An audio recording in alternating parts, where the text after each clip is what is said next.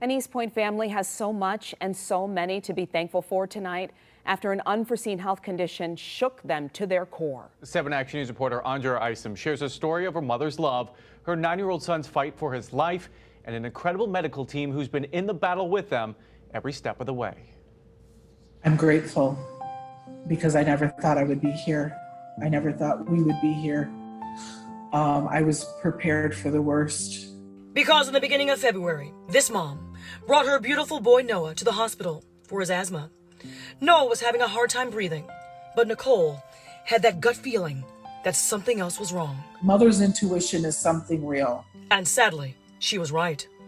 Noah was placed on a ventilator, and the news of his health was frightening. But when you have doctors telling you, literally that they don't know if your 9-year-old child will wake up, they don't know if he'll, have any type of life beyond what he has right now, it brings you to your knees.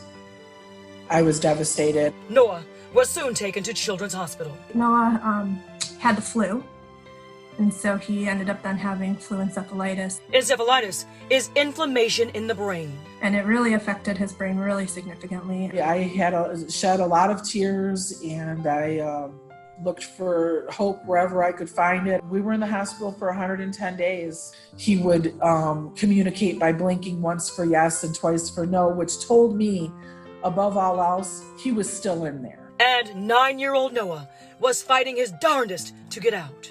Because he's a fighter, he's a warrior, and I'm a warrior. Yes, sweetheart, you do.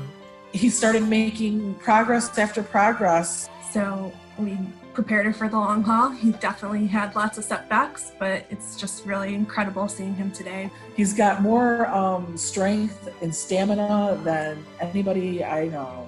He's a strong kid, so I'm proud of him. We all are. Noah is a remarkable kid, and his rehab is going remarkably well. It was a miracle, it really was. And thank God for that. You want to know one of Noah's absolute favorite things in the world? Wrestling. I see Noah doing anything that he puts his mind to. I don't think there's any limits on what Noah can be or what he will be. I expect a full life for Noah.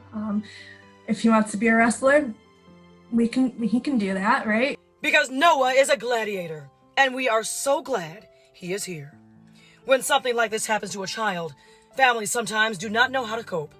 Well, sharing Noah's story, his journey, just might help. If this even reaches one family who is going through a similar thing and, there is some hope, I'd want them to learn that and hear his story. That is my wish as well. Now, as Noah's brain continues to heal, the hope is that the rest of his body will too. And there is no doubt that Noah will keep fighting.